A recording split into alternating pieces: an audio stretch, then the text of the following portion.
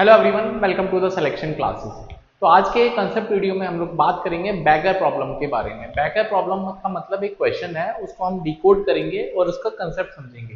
तो क्वेश्चन बोलता है in how many ways 10 1 rupee coin, सारे के सारे जो 1 रुपी कॉइन है वो आइडेंटिकल होते हैं, can be distributed among 3 beggar such that each get at least 1 coin.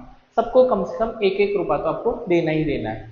तो इस तरह की प्रॉब्लम को कैसे टैकल करते हैं? तो ये जो प्रॉब्लम है बेसिकली, ये जो प्रॉब्लम है ये distribution of identical object into distinct person को है या डिस्टिंक्ट ऑब्जेक्ट को है। मतलब आइडेंटिकल दिखने वाली चीजों को आपको अलग अलग लोगों को या फिर अलग अलग ग्रुप में डिवाइड करना है, ये उसी टाइप की प्रॉब्लम है। तो सबसे पहले फॉर एग्जांपल हमारे पास 3 चॉकलेट्स हैं, हाँ वी हैव 3 चॉकलेट्स एंड आपके पास 2 गर्ल्स हैं। तो 3 चॉकलेट्स और ये सारी की सारी आइडेंटिकल हैं। तो 3 आइडेंटिकल चॉकलेट्स को हम 2 लड़कियों में किस तरह से बांट सकते हैं? कंडीशन कुछ नहीं है, आप किसी को 0 देना चाहो वो दे दो, आप किसी को सारी देना चाहो वो दे दो। तो how many ways I can do this? ठीक है, तो इसका पहले बेसिक समझते हैं, उसके बाद इसके पीछे का जो फॉर्मुलेशन है उसको समझेंगे। ठीक है, तो फॉर एग्जाम्पल 2 गर्ल्स हैं G1 और G2, हाँ G1 और G2, और 3 चॉकलेट्स हैं, हाँ चॉकलेट हैं CCC, आइडेंटिकल है सारे के सारे। तो हो सकता है मैं इसको तीनों दे दूं, इसको 0 दे दूं, इसको मैं 2 दे दूं, इसको 1 दे दूं, इसको 1 दे दूं, इसको 2 दे दूं, है ना। उसके बाद इसको हम there is another way that is 2 1 1 2, और वी कैन से 0 इसको दे दें, 3 इसको दे दें। क्या कोई और भी तरीका आपको लग रहा है? ठीक है, 1 1 2 2, ठीक है। तो इसका मतलब 4 वेज है हमारे पास। कितने वेज हैं? 4 वेज।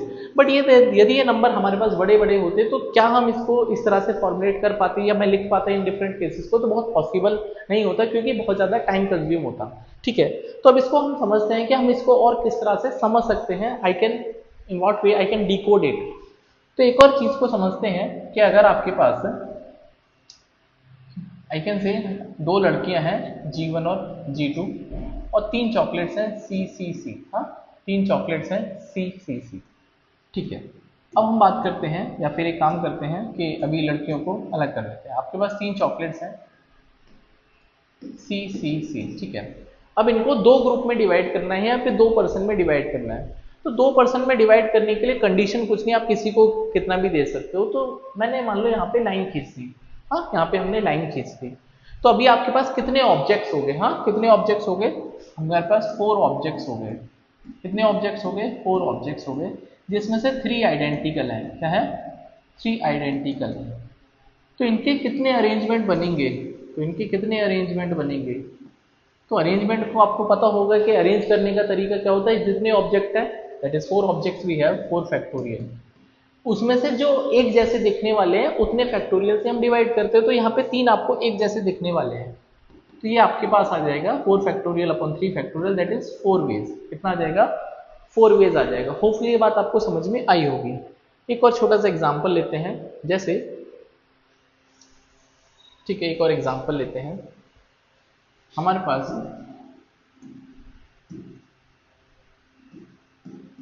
5 चॉकलेट्स हैं और 3 बॉयज हैं।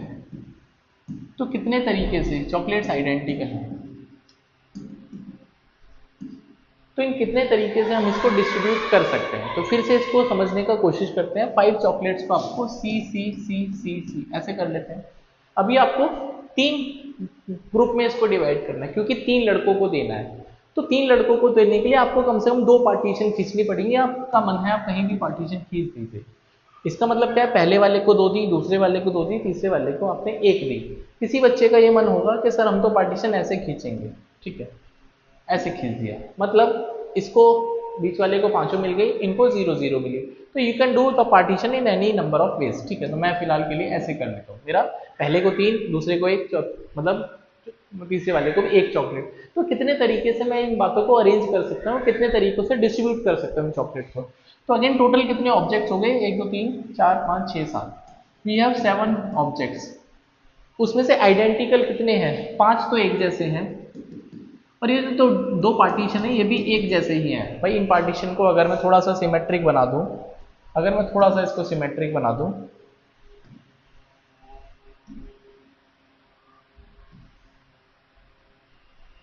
तो अब हम इनको आइडेंटिफाई या सेग्रीगेट नहीं कर पाएंगे क्योंकि सिमेट्रिक हो गए, ठीक है। तो सिमेट्रिक जहाँ जहाँ पे रहेगा, जहाँ आइडेंटिकल रहेगा, उसको आपको डिवाइड करना है, ठीक है। तो 7 फैक्टोरियल का मतलब होता है क्या, 7 into 6 into 5 factorial divide by 5 factorial into 2 factorial. तो ये हो जाएगा 42 divide by 2, that is 21 ways. कितने? 21 ways. Hopefully it is clear. अच्छा, बट हमको इसको भी थोड़ा सा और सिंप्लीफाई करने के लिए फॉर्मुलेशन है, उसको समझते हैं। फॉर्मुलेशन क्या है? फॉर्मुलेशन बड़ा सिंपल सा है कि अगर ये लिखा हुआ है 7 factorial upon 2 factorial into 2, 7 factorial upon 5 factorial into 2 factorial, तो क्या आपको नहीं लगता ये लिखा हुआ है 7c2, ठीक है। ये क्या लिखा है? 7c2 लिखा हुआ है। क्या लिखा है? ये 7c2।